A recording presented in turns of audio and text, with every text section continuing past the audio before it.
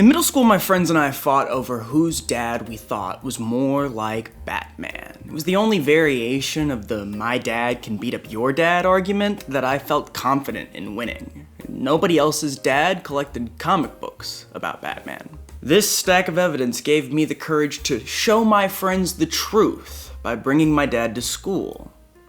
On Bring Your Dad to School Day. Still, when I introduced him, I said, "Here's living proof my dad's Batman. And if you bully me, he'll show you fear." My dad, ever the comic geek, pulled me aside and explained that Batman didn't really fight bullies, nor did he fight their much bigger, scarier dads. I'm Buddy, you can call me Bud, and I'll be reviewing these comics today to see if my argument from middle school holds any water. This is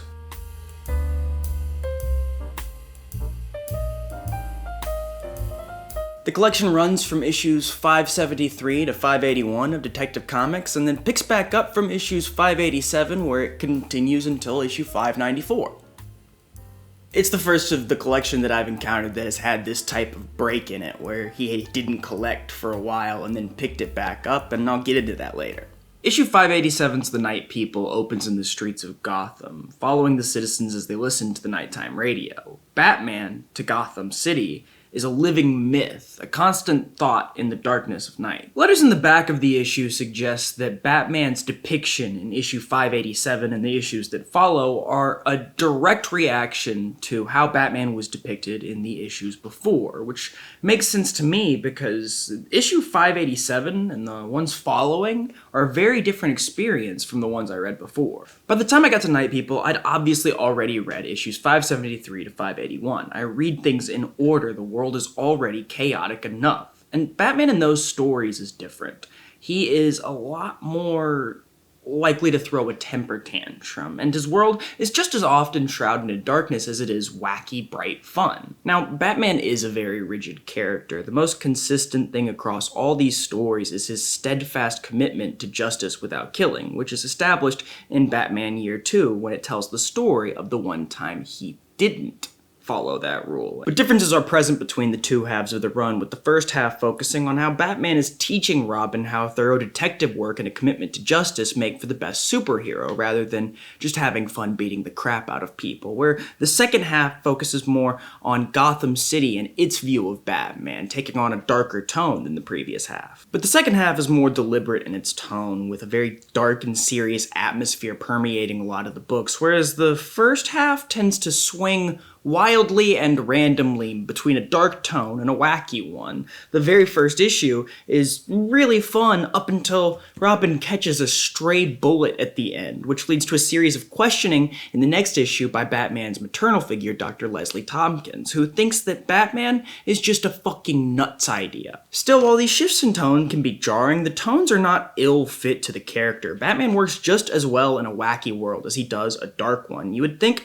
that a rigid character would only really work in a rigid world, but really, Batman's rigidity makes it a lot easier for him to be placed into different situations and do different things. When well written, Batman works just as well light as he does dark. The contrast between the first and second half of the collection is jarring, but I think a keen-eyed reader might notice why that contrast exists. The entire creative team changed.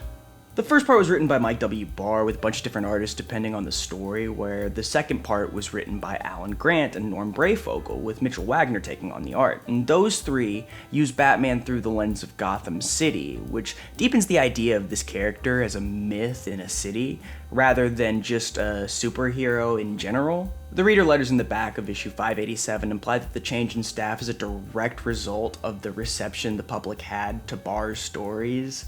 Batman and Robin in his stories can feel a lot like their 1960s counterparts, a lot goofier, wackier, campier, right up until the moment where the tone drops and everything is just dark and serious all of a sudden. Batman is fun one moment and then packing the next. I enjoy Barr's stories a lot. I don't think he sticks the landing when he jump ropes tone, but I do like reading these stories because it reminds me of how adaptable Batman is and just how many things he's been in over the years.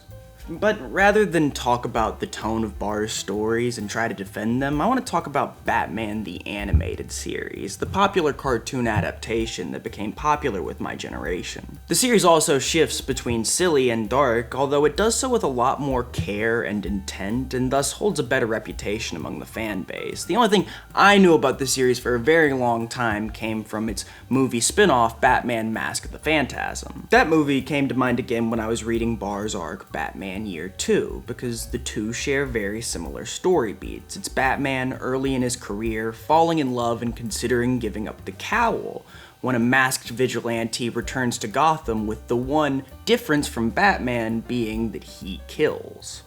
So the first thing I did was check the film's Wikipedia page to figure out if the connection had been noted before, and sure enough, on an old blog called Ask Chris Number 92, senior writer at Comics Alliance Chris Sims notes, Mask is definitely not a straight adaptation, but Year 2 was a clear influence on the film. Sims also commented on how Phantasm balances its tone better and has a way better executed twist. Still, it's easy to see why the animated series team would turn to Barr stories when looking for influence. Both share a Batman that has an adaptability to tone. However, when it comes to credit in the comic book world, it's not always as easy as that. Bruce Timm, one of the film's directors, went to a convention where he brought up the connection, only to call it accidental inspiration, claiming to not be thinking about the comic when he designed the film's villain.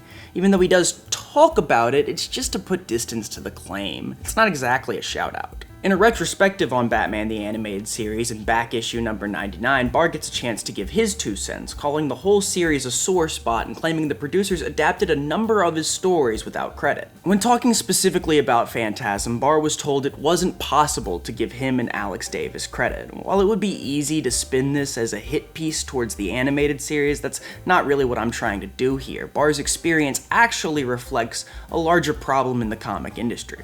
When filmmakers adapt comics, they tend to pull from a variety of different stories throughout comic history, but when it comes time to dole out credit and payment to the original creators of that story, the artists and writers who worked on it, they end up getting screwed out of that credit because the bigger people want to screw them out of the money.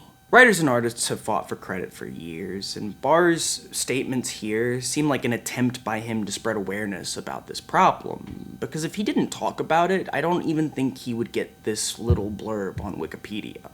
Typically here, I would make baseless assumptions about why my dad collected whatever comic he was collecting. Unfortunately, I can't do that because I do just know the answer. Dad got into the character Batman through the story Batman Year 1, and so he probably picked up this series because he was interested in Batman Year 2, or just Batman in general. He probably didn't like Barr's take on the character, so he picked back up when the creative team changed. And while I'd love to validate Middle School Buddy's argument, my dad was definitely right at the time. Batman does not once beat up a classroom full of middle school bullies or their dads. Batman's very dramatic, dark, and broody, and that's just the type of thing that my dad is into, tonally. My older sister Keiki would probably say that that's where she got her love for dark things, including Twilight and Edward Cullen, and I guess with the Batman movie, life proves her right on that one. Although maybe it's me, maybe my view of my dad as a superhero, somebody like Batman, is preventing me from seeing why somebody like a teenage Cort would get into a book like this that does take these dramatic turns or live in this dark atmosphere. Maybe seeing my dad as a superhero who actually prevents me from fully being able to see the person who collected these comic books. Oh well, next week,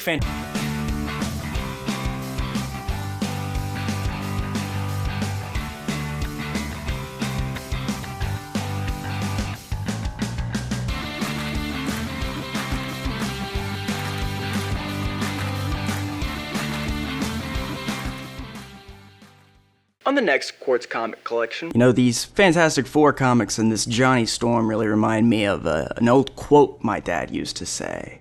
He would sit me down and say, "Bud, I want to light myself on fire."